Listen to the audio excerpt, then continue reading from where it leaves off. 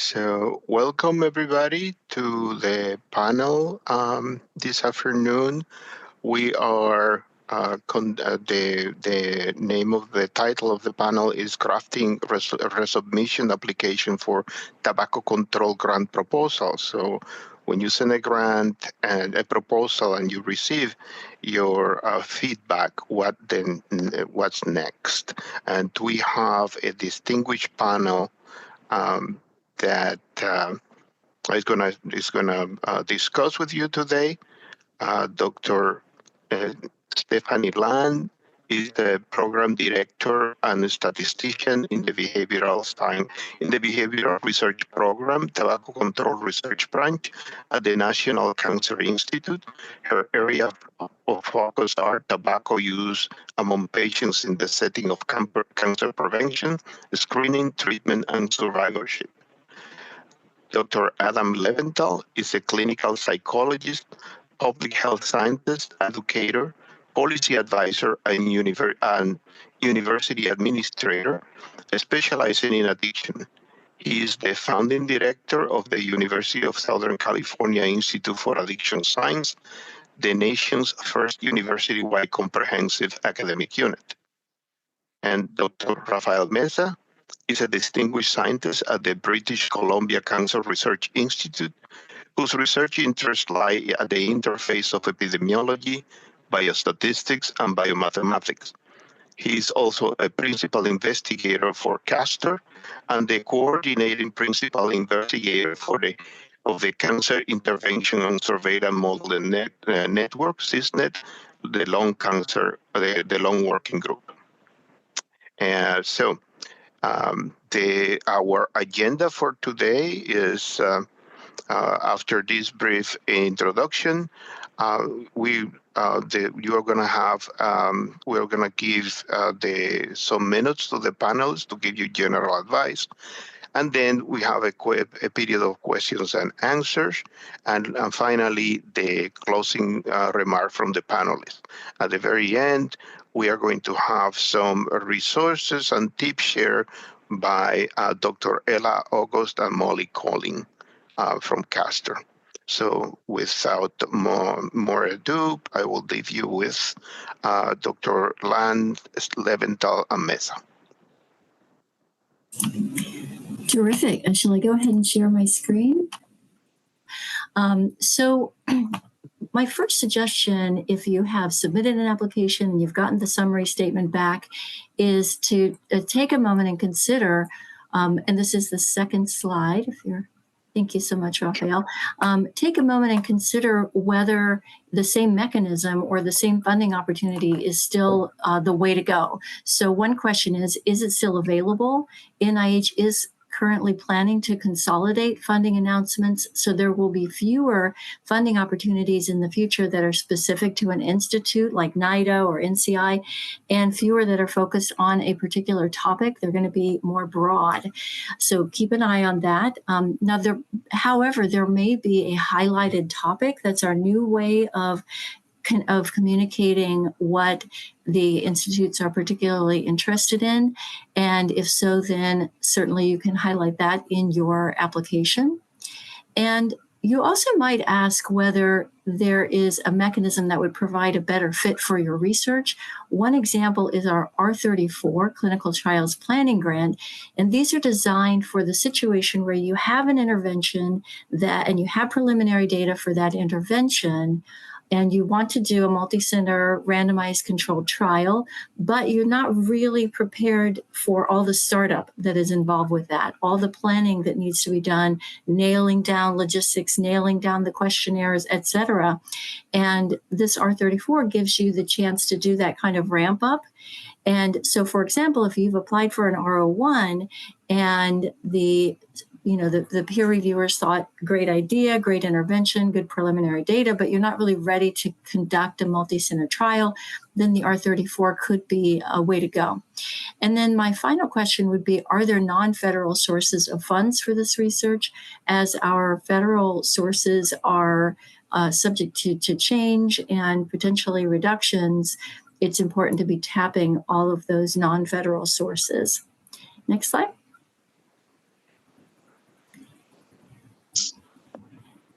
So see, well, oh, there we go.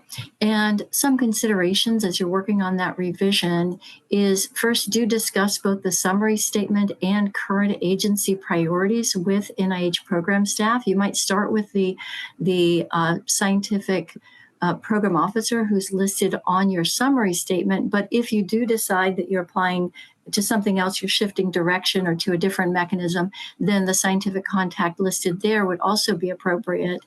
And it's important right now because it may even be more often that agency priorities come into play with respect to the selection of grants to award. And as you're likely aware, it's also more important now to have alignment with federal administration priorities. And there's some information out there about what those are, but the best bet I would say would be to talk to your program official at NIH, because we will be trying to stay abreast of what those are. And that alignment is going to become more important going forward. Another question I would ask is, if you have multiple PIs who are experienced investigators, be careful that they're not too well funded, because it's been published that NCI, at least, and I think to some extent perhaps other institutes as well, will prioritize those investigators who have fewer than 3 active NIH awards. Now, that's specific to the fiscal year 25 funding policy, and we're just about at the end of that. And the barcode here, or QR code, I'm sorry, shows you the full policy. We don't know yet whether that will still be the case for fiscal year 26, which starts October 1st, but it could be. And I'll stop there and allow the others to make their introductory remarks. Thanks so much. Thank you so much, Stephanie. Adam? Hi, everyone. I'll focus on just responding to critiques, right? Okay. So I'm not sure. It's hard to get feedback, right, about whether responses to critiques are good or not, right? Like, ideally you'd want like a second. I mean, you do get a second round of critiques, I guess. But I guess, sorry, let me give you my general advice. My general advice would be responsive, but not too responsive, because you may only get one reviewer out of your 3 reviewers on the second round. So if one of the reviewers is suggesting something that you think hurts the study, then don't follow it. Of course, address it, but don't follow it, because I've seen that backfire. Sometimes you respond to one reviewer, and then they're not on the panel the next time, and then the panel's like not happy with the new study design. I guess the second thing is, when you make changes to your application, you may end up with something that your application may not look as cohesive as it did the first time, right? And probably most of the people on the panel can have experienced this when you're responding to reviews for a manuscript. A lot of times, like, we're very responsive to every critique, and then we end up with sometimes a paper where it's like, it doesn't flow as nicely. But you know, since for a manuscript, they're always looking at those reviews, and they have the same reviewer, same editor. It's fine for the outcome. But for grants, it sometimes can backfire too.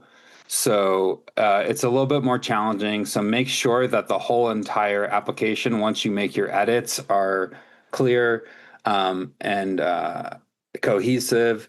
And then finally, make sure that you do a good job pointing towards specific parts of the application that are changed. And so there's numerous ways to do that. You can italicize text. You can put like a little line on the side. And then also, if you have your sections, some people write grants with like A1, A2, and so on and so forth. You can make references to that. So in theory, each time you have a for each critique, your critique doesn't just answer the question. If the critique's formed in a point as like, oh, why didn't they do this? You don't just explain it. You would say, now in the application, we more carefully explain why we chose this design, see this. So everything should be like that type of a phraseology. Stop there. Thank you, Adam. Rafael? Good morning, good afternoon, good evening, everybody, wherever you're joining. It's a pleasure to be here. I wanted to maybe add and maybe highlight some of the points both Stephanie and Adam have said. And I'll start by saying that maybe the first thing and maybe the most important thing that one should do, and Stephanie highlighted it, is to talk to the PO of the who was responsible in that application or in the RFA or whatever it is. And I think it's and maybe if it's resubmission time and you didn't do it before submission, maybe it's too late. But in general, as a process, you should do that before the first submission. Then you'll start getting, I guess, some feedback, insights from the PO. And of course, then the PO will know that this is coming. And maybe when the review comes, maybe they'll, oh, that's the one I discussed. Maybe the PO will have already in their mind, or the POs.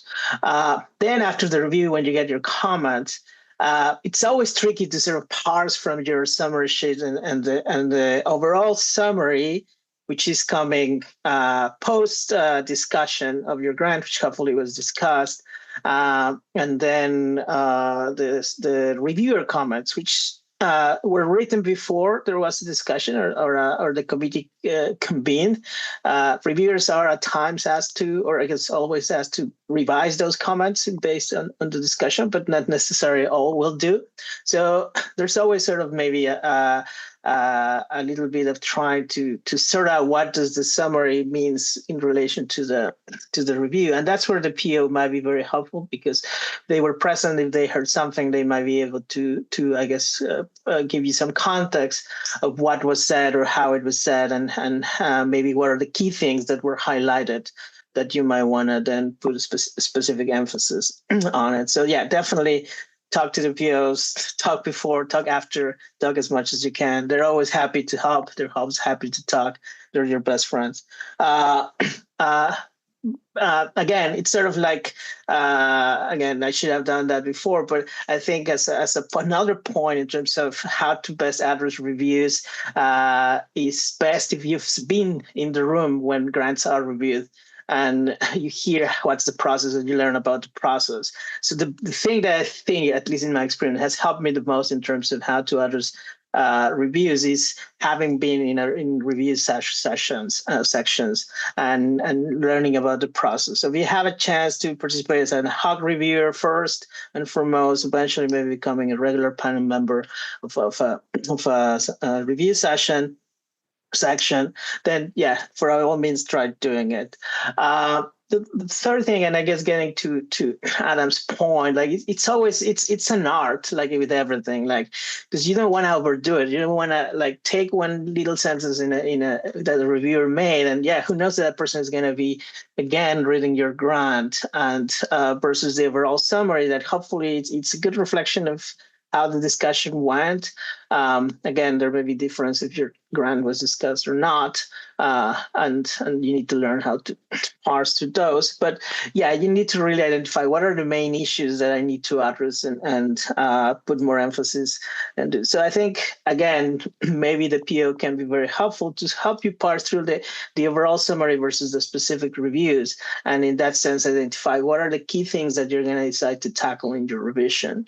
And yeah, so maybe I'll leave it at that in the sense of maybe one last thing I'll say. And of course, I imagine that's still the way that things are going to be, but a lot of things are changing right now. And I think as we were approaching this panel, I guess we were discussing how much our past experience will be felt helpful for the new, I guess, times where the funding announcements and the peer review within NIH has changed. And of course, it will be helpful, but things are changing, and maybe eventually we can help. I know once many of us have had experience of going through a round or two of reviews, but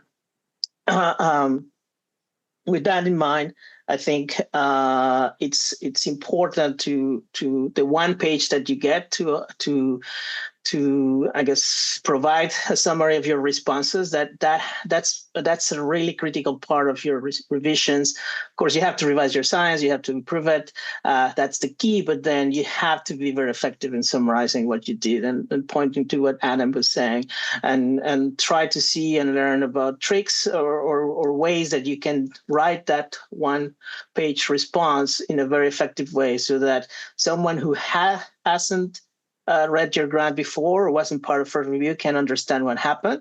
And also for someone, if you get the same reviewer, so that reviewer can see how you address, if any, some of those comments. So I think that part is also very important. And again, it's a little bit of an art of how to do it effectively, but it's a critical piece that you need to dedicate enough time for that. So I'll stop there.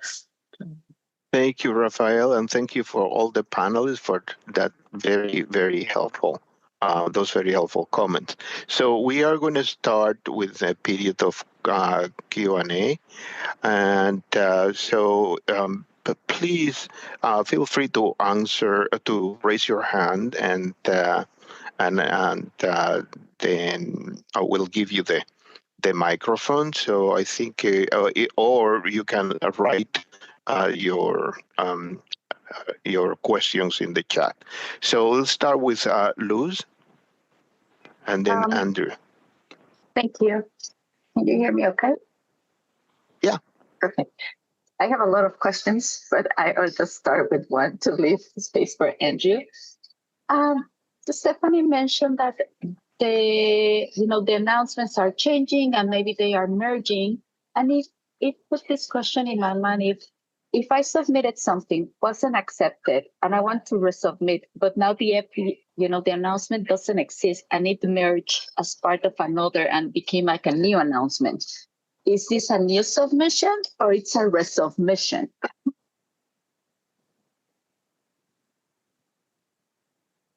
Because some of them sometimes have like different dates or something. So I just want to know, what will be, if there's a way to approach that. Sorry, Luz, was that question for me? Yes. Okay. Yes, typically that would be a new submission, but there may be specific cases. So I think, again, I would recommend clarifying that with whoever is named as the scientific contact on the new mechanism, because it may also depend on, certainly if the mechanisms are different in some way, but if they're not different, for example, if we go from having an NCI R34 mechanism to an NIH-wide, would that be considered new? That I'm less sure. So I would recommend reaching out. Sorry, Andrew. And if I have a resubmission and I want to, to do this page with my resubmission changes, would that apply to that? Or should I just do the changes and not say anything about, my one page of resubmission? That's also a question for the project officer or the program officer. Yes, so in general, I think people see it, and the other panelists may want to comment. And I think investigators generally see it as an advantage to be able to provide that one-page introduction and responding to comments, because it gives you more space to make the case for the grant. Now, I suppose if the critique seemed particularly harsh and difficult to overcome, then there may be times when there may be a benefit to it being a new submission where you don't need to provide that introduction and respond to the previous reviews. So yeah, but I'd be interested if others have comments. Yeah, I can share my experience. Yeah, go ahead, Richard. Sorry. Yeah. I can share my experience. I think what we had done for one of my applications went to a announcement that was at NIDA, and then for the resubmission, we switched it to a clinical trial at NCI. after I talked to the program official who said it's not a great fit for NIDA. So I was able to resubmit a grant, not a new application, a resubmission application to NCI under a new program announcement.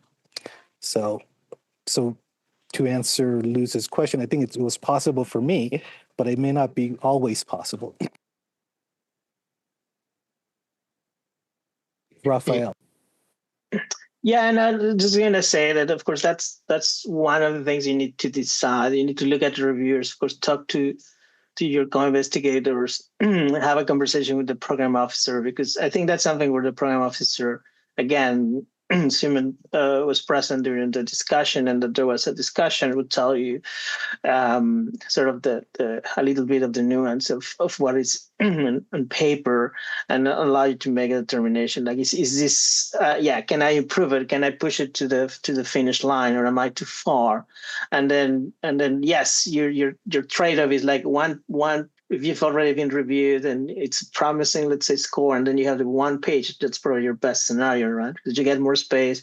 If you use that one page effectively, you can basically not only answer your reviewers of what you changed and what you did, but also get new reviewers on board to highlight why this is pretty important. But yeah, there's never an easy answer, and that's one of the things where having those conversations and are important to help you make the best decision. Thank you. Andrew?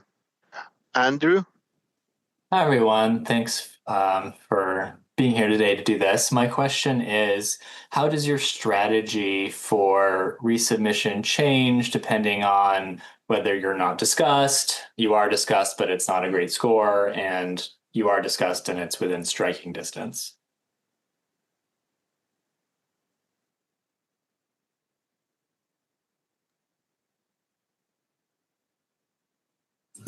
Anyone from the panel? I think I'll defer to my. I think Adam unmuted, so yeah, maybe Okay. Adam go first. Great question, Andrew. I don't think it does. I don't think it matters. I don't approach things any differently. And then I think also you never know. Like you see non-discuss, like scores of 60 get to 17 on the next one, and vice versa, unfortunately. So if you believe in the project, and especially if you think like the reviews are helpful too, then it's always a good idea to resubmit. You've already put that effort in, and so the amount of time it takes to do the resubmission and give yourself another opportunity to get funding versus like doing a whole new project, I think it's worth the trade-off in almost all cases, unless you'll know, right? If you get the reviews, and this probably wouldn't happen to you given the quality of your science, but the you get so much feedback, and it's like it kind of hits you in the face and you agree with it, that you're like, maybe this isn't a good avenue and I should cut my losses. Thank you. Anyone else from the panel? Yeah, and I think maybe it gets to maybe a larger question, manager, which is sort of your strategy here talking to, like if the comments are, I guess, positive in some form and not completely dismissive and things like that, then I think resubmission should always be the way to go.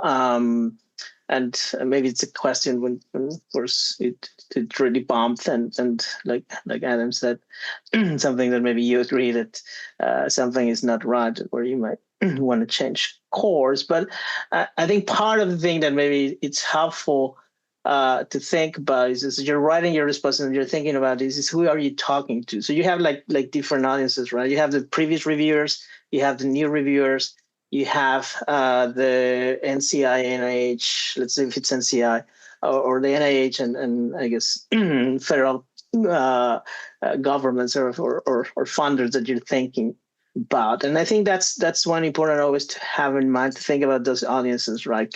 Could I look at this and see that a reviewer that gave me this comment, can I convince this person? Assuming, can I look at someone who's a new reviewer, who's going to see maybe the summary statement and the new grant and the responses, make a case that this is worth doing, regardless of what had been said before. And like Stephanie mentioned, where does this land in the priorities for NIH, for NCI? Can I make a compelling case that this is really worth doing? It's really responding to a critical need. And if so, can I stress that in a better way to make a more compelling case? And I think that's sort of the fine balance and dancing that you're doing when you're writing this. You need to be thinking about these different I guess audiences that you're writing to, but trumping everything, I guess seconding what Anne was saying, is the science, right? Do you believe in the project? Do you believe in the science? Then just push it through. Thank you so much, Rafael. Any question from the audience? If not, then let me ask a question here. So we've been talking about what to do with when you're planning or your resubmission, but what are the things that you should definitely avoid when writing a resubmission? Is there anything that jumps out of your mind that we shouldn't do or you shouldn't do? Anyone from the panel?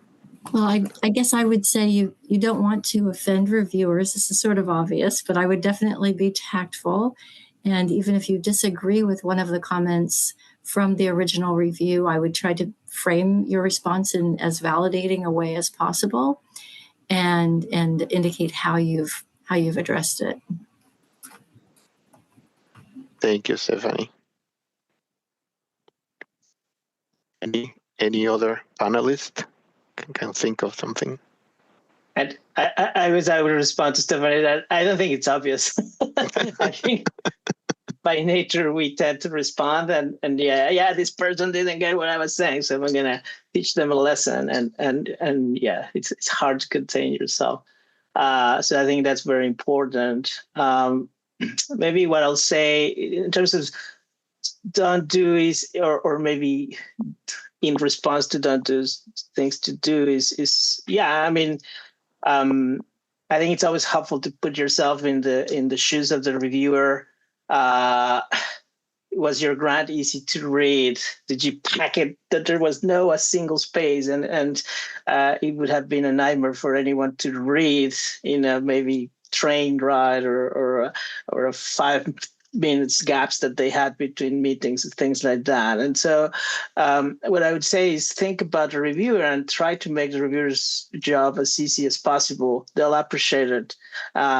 Make it something that is clear to read, that is nicely highlighted where you want them to see, or the things you want them to see, and just try to make their job as easy as possible. And so I guess the no would be don't make it hard for the reviewers, because you're going to pay for it. Thank you so much.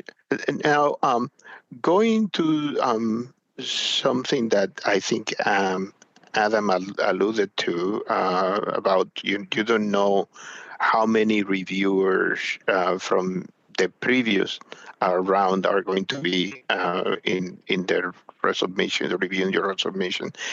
How much do the reviewers in general take into account the assessment of the prior reviewers and the answer to their question? What do you think? I would say somewhat. They certainly will discuss whether the response and the revisions seem responsive to the first critique and give credit for that. But if they're new reviewers, they are certainly going to form their own opinions as well. Okay, thank you. Jamie, do you have a question? Yeah, this is slightly on an earlier topic because I clicked on the link that Stephanie shared to take a look at the new NCI policy about prioritizing applicants with fewer than 3 NIH awards. Do you know if this is NCI specific or is this expected to be an NIH wide effort? Or that is NCI specific. However, there have been broader conversations, or what do I want to say? There's been a broader dialogue along the same lines of essentially deprioritizing the most well-funded investigators or institutions, and so I think it's broader than that. But that specific policy is NCI, and I believe unless that link has changed, it's only referring to the current fiscal year. I see. Yeah. Okay. That's helpful. And some of the feedback, some of the discussions that have been happening at Rutgers, for example, is having your R01 submissions cover larger percent of effort if you're the PI. That, maybe before, 20 to 30% would be appropriate if you were submitting an R01 as the sole PI. And at least from the institution, they're now actively encouraging putting down anywhere from 40 to 50% effort coverage on R01s. And perhaps that's in anticipating some of these changes, because here the number of awards is not necessarily the same as the percent effort coverage. Right. I think that's interesting, that approach. I can understand why they would do that. And so it may be a matter of trying to guide peer reviewers toward accepting those larger percentages if they're not accustomed to that, they're not expecting to see that perhaps. And so there may need to be more, a stronger justification in the budget justification or in the biosketch as to why that PI would need that level of effort. But it makes sense. Great. Luz, please go ahead. I just want to jump, on Jamie's comment is, and I had this while preparing my grant. Is there a specific percentage of effort, like a maximum that you can put as a PI for an R01? It says the effort cannot be, higher than 30%. I ask around and people say 30, no, 50, no. So nobody had told me, if there was a range, and I know it could be less, it doesn't matter, but if it's more, it could be, it could have something or rub wrong that I'm putting too much effort of myself. So I don't know what has been your experience with that, or do you have an number I can use? So I guess I'll jump in. I have never seen a maximum. We certainly have minimums, but I've never seen a maximum. So it might be, what is going to make sense for that project. Yeah, and I'll say that if reviewers are supposed to comment on, of course, on the team, and the criteria has changed, and but I think they still have an opportunity to comment, and they have an opportunity to comment on budget. I think there's a lot of how things used to be done, and you get feedback, oh, you should never put more than this. And those might be field specific, however people approach things in the past. Things has changed, and I think what you should think is this amount of effort reasonable given the project goals and the science that I'm aiming to do, and of course based on the budget that I have. And if it does, I think you just justify it and it should be fine. But thinking that this is maybe resubmission, maybe reviewers will have an opportunity to comment, and then you can maybe adjust based on that if they make a good point. Yeah. And then I would just say, just for any kind of thing that you're going to debilitate over, because it just depends on the reviewer. It's got to be less than 30%. It's to be it's a new investigator, it's their first R01, 50% is fine.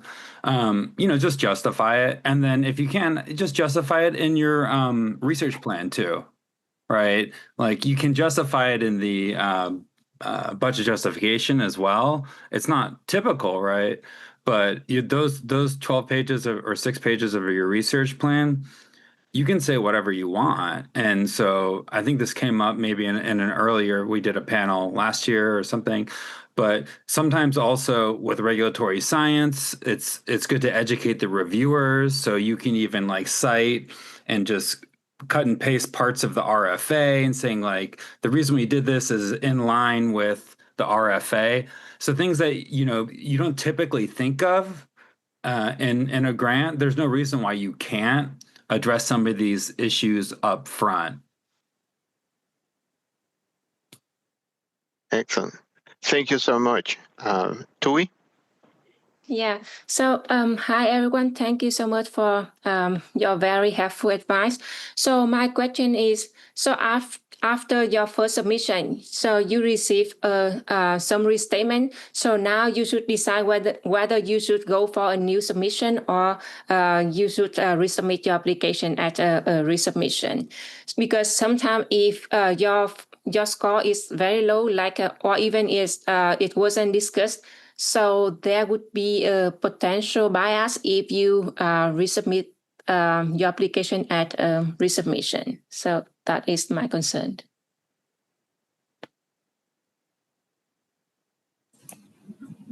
Julie, is that a question, or were you adding to the Yeah. I was experience? asking when we should resubmit the application as a resubmission, when we should submit it at a new submission.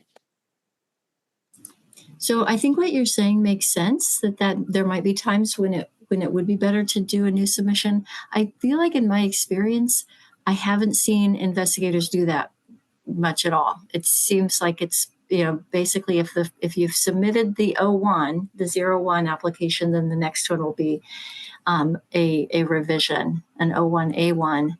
And of course, then it cycles back to 01 again. The third one is new. Yeah, and I think too, like it was mentioned before, there's stories of people going from very bad scores not discussed to having it funded. There's people who were really close and they think they just have to change a few things, and then they go unfortunately to the other side. And so it's hard to wait on that. I think there is definitely an advantage for resubmission, and you can think about it like there's also a bias, right? Okay, that some reviewers in their mind, they may say, "Oh, this is a new submission. Let's let them go through the process, get feedback, get it better, and then submit." And some reviewers may say, "Oh, this is already a resubmission, so maybe I should read it more carefully." So those are things you cannot control, and it's a little bit of the gamble. And I think that's why, in the end, it should be the science. If you feel you have good responses and good ways to address and make the science better, I think resubmission is definitely probably, again, it gives you that additional page.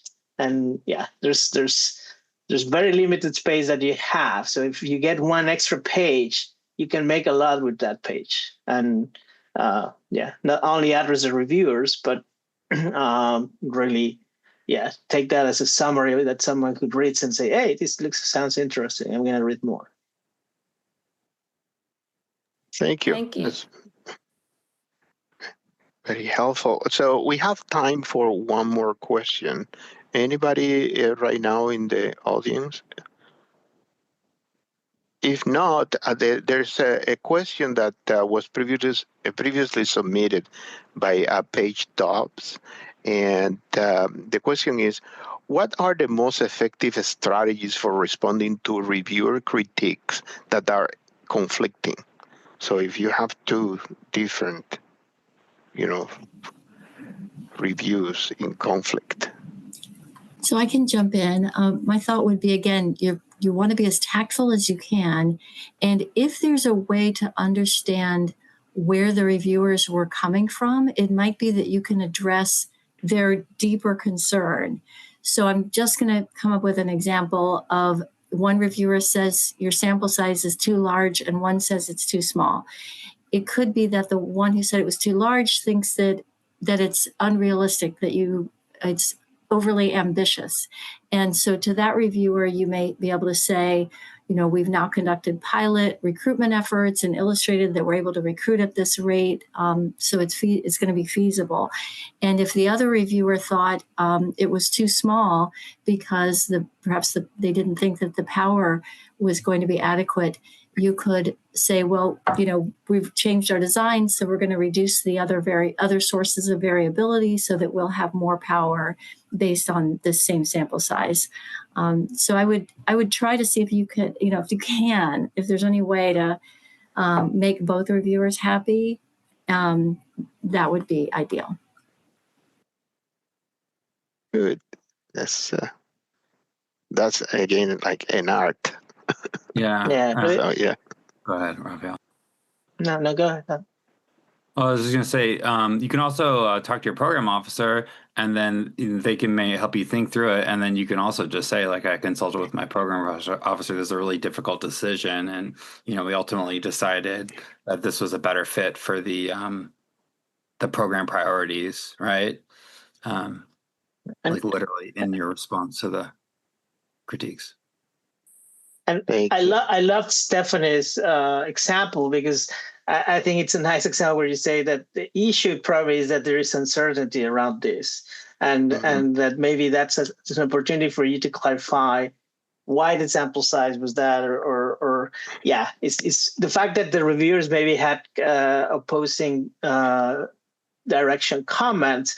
I think what that might highlight it is that there is a hole there that you need to patch, and like Stephanie pointed out, that was a very specific and nice example where I guess both were right in a way, and you can address both in a very nice way. But yeah, in general, what that's highlighting more than anything is that you didn't provide enough information, or that part isn't clear. It's your job to reduce the uncertainty as well. Thank you so much. I think, Luz, we have something quick. Yes. Okay. Sorry, I told you I have a lot of questions, but if there's other questions like wasn't before, just let me know. This is just a clarification question about the NCI and saying they are gonna, give preferences to PIs that are, not that well funding. So I don't know if this apply to the case that, for example, I'm, my first R01, and I want to put as co-investigators PIs that are well funded, right? Because I need that expertise. Would that have an impact? That say, oh, this one has some, and then they're gonna receive some, 10% or some very little from this grant. Would that, have an impact in my grant, or not at that level? My understanding is it's about who is the PI or MPI, multiple PIs, and that it's okay to have senior well-funded people as co-investigators. Reach out. I can double check that, but that's my impression. Thank you, Stephanie. And I think we are out of time for a Q&A. Now we are going to give the panelists a few minutes to have some closing remarks. And so let's start with Stephanie. Yes, I have been grateful for this opportunity to speak with the group, and absolutely welcome anyone reaching out to me. I did have a slide with my email address, but I'll put it in the chat instead. And, we're happy to help. Many situations may be essentially case by case. And no, it's fine. We don't need to share the slide. It's just my email address. But yes, and writing a grant application is a road trip. So that's my closing thought. And I'm happy to work with you further. Thank you so much. Adam?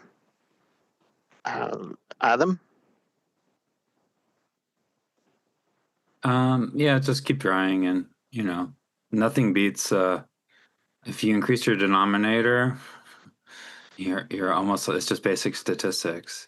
So just keep trying. And then the other thing we didn't really talk about is if you have two unsuccessful applications, right, in A1, and then it doesn't get funded, and then you want to go back to the same study section, sometimes that comes up as like, should I resubmit? And I think usually the answer is yes. And I've seen, several cases, right, where you might even have someone who was a reviewer on the previous panel, and they may remember, like, oh yeah, this one, I really like this. I'm surprised it didn't get funded. And then, it could work in your favor. So sometimes 3, 4, 5 submissions is what you need. Excellent. Thank you, Adam. Rafael? Yeah, no, and thank you for all the questions and the good discussion. I think, yeah, it's not an easy thing to do. You spend a lot of time, you're very invested, now you have to revise something that you probably already thought was pretty good, and it always takes time and effort. But I think, you should, if you can, and if it makes sense, take the opportunity to revise it. And like Adam said, maybe several times that you have to do that. But yeah, try to see the reviews as comments, as opportunities for you to add more clarity, as I mentioned, reduce uncertainty, make it easier to be able to justify or to understand why this is something that NIH should embed. And of course, this is for NIH, but really applies to other funding mechanism. I think the other comment, and I really want to thank Stephanie for highlighting some of the changes that are happening. These are happening as we speak. Probably not many of us have more than 1 or 2 experiences with the new system where the scoring criteria change, where the procedures are changing, and now even the way that funding announcements happen are changing. So I think maybe a suggestion to Career Corps to maybe think about having a follow-up panel. I don't know when will be the right time, but as when I guess some of us have enough experiences with submissions and resubmissions under the new system, it might be good to have a discussion of what's changing, what are people noticing, how can we maximize our chances to be successful under the new system. And I think that's something to keep in mind, and rely on the program officers. I'll say it again. That's critical and very important. Thank you, Rafael, and thank you for to the panelists and the audience for that very, very helpful discussion. So now we're going to use a few minutes for Ella August, Dr. Ella August, and then Molly Collins. They're going to share some resources with you, and that will, probably will be helpful in writing proposals. Go ahead. Okay, can you see my screen? Yes. Great, okay. So this is a tip sheet on writing that one-page introduction for your resubmission. It was prepared by our Career Enhancement Corps with input from Stephanie Land and other federal partners. So it provides guidance on, writing this one page for your application. Throughout the tip sheet, we include some examples that our CAsToR investigators have generously shared. So you can see how you might organize this type of document. We point to examples from a KO1 submission that Luz wrote, and also examples of, I think there's an F31 example of a resubmission from Jamie. These examples are available in the toolkit, and Molly will be sharing that link in a moment. So this first part of the toolkit gives an overview of the resubmission process. We've already heard a lot about that today. And it reminds us, typically, as we've heard, NIH applications are often not funded. The first go round advises you to consult with a senior collaborator and your program officer, listed as the program contact on your summary statement, to decide the best way forward. The second part of this tip sheet sort of breaks down the typical format for an introduction page and ties each kind of piece of advice or component to an example, either from the KO1 or from the F31 or both. We also include key strategies for what to prioritize in your response, since you only have one page. Of course, this will vary a bit from project to project. And again, some specific examples. There are, here in the final section, there's some tips and advice about writing strategies for that one page. And at the end, we have a list of resources. I did test these very recently, so I think they all should still be active. These are key resources on the NIH process. At the bottom, there's these under other resources here, if you could see this. There are really some excellent overall resources for grant writing. This is a book chapter and a web page here. So thank you. Thank you so much, Ella. Molly? Yeah, so I'm going to go ahead and share this. So I put a link in the chat to this. So we have two versions of a grant writing toolkit. The one in the chat is the publicly available version. If you're within CAsToR, you probably already know about the internal version, which includes access to those grant proposal examples that Ella referred to. So here, this is what you'll find in the link that I sent out. And we have tip sheets, not only the one that Ella just shared, but also for the other sections of any NIH proposal. And then we have links to all the recordings of previous panels. We've had panels for specific aims section, for significant innovation sections, as well as the approach section. So you're going to find all of that there. We'll add the links that we provided today there as well as soon as they're ready. There's more stuff there, but you can look at your leisure. So thank you all. Thank you so much. And thank you very much to the panel for your excellent contributions and your time. And thank you also to the participants for making this a lively discussion.